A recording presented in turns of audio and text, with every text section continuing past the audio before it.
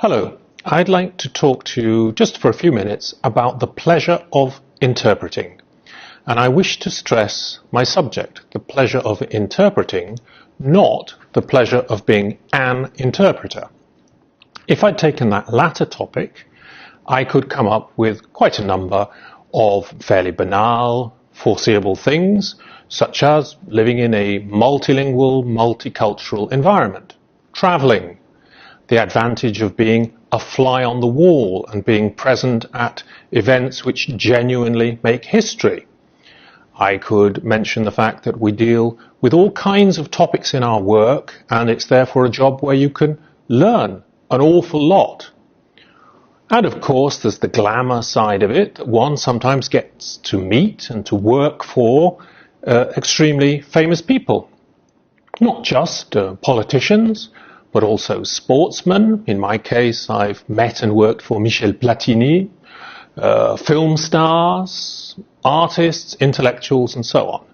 And I would just mention in passing that, in my humble opinion, the most intelligent and remarkable person I've ever worked for is Umberto Eco. Although, given his linguistic talents, you might wonder why he needed an interpreter at all. But I'd like to set all of those things aside and talk essentially about what are the intrinsic pleasures of the act of interpreting for me. And I think there are three things essentially. The first thing for me is a very profound intellectual pleasure. Every time I interpret, I'm faced with a new subject, a new speaker, I'm faced with a variety of languages, different intellectual approaches taken by speakers, and so on and so forth. And all of this means that I'm faced daily with a new and intrinsically interesting intellectual challenge.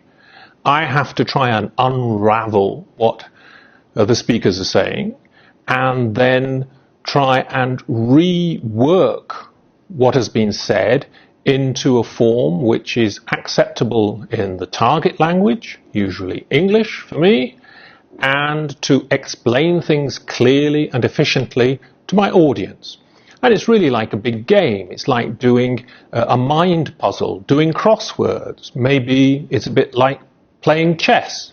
And for me, that is a very stimulating intellectual dimension to my work, which keeps me going day in, day out. Secondly, for me, there is a very, very strong linguistic pleasure in working as an interpreter.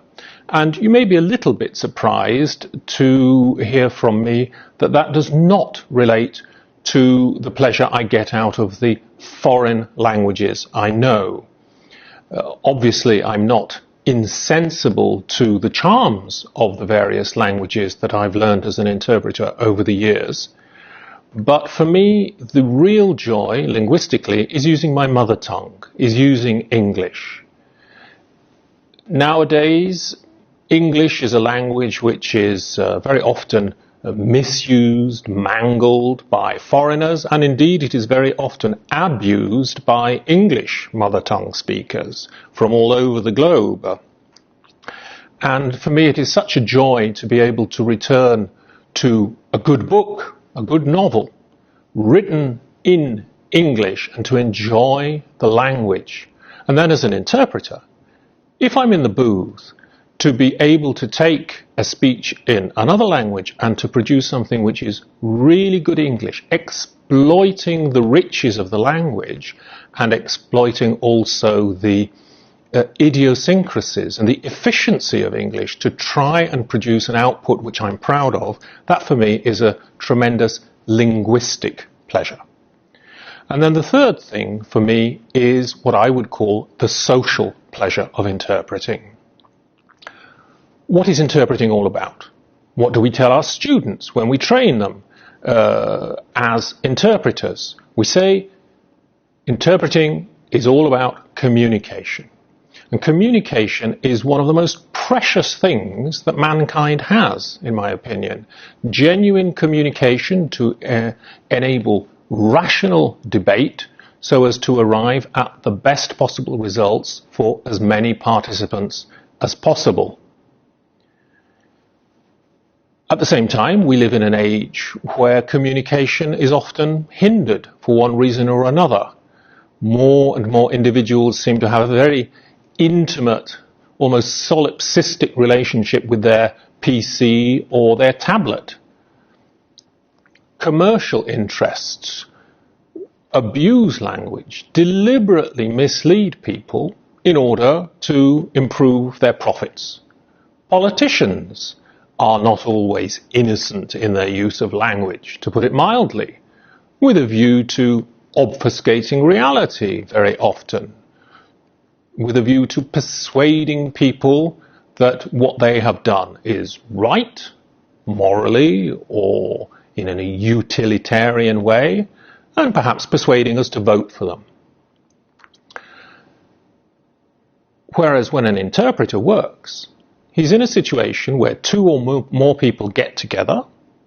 They want to communicate. They genuinely want to communicate, but they can't because there's a linguistic and cultural barrier. And so these people turn to us and ask them to help them. And this perhaps sounds pompous to some people, but I genuinely believe that contributing in this way to communication between people who are genuinely interested in it is one of the most profound pleasures, and I would even use the word, is a privilege for an interpreter. I've been an interpreter for over 30 years now. I still enjoy doing it day in, day out when I am called upon so to do, and I am sure I will continue so for a number of years still. Thank you.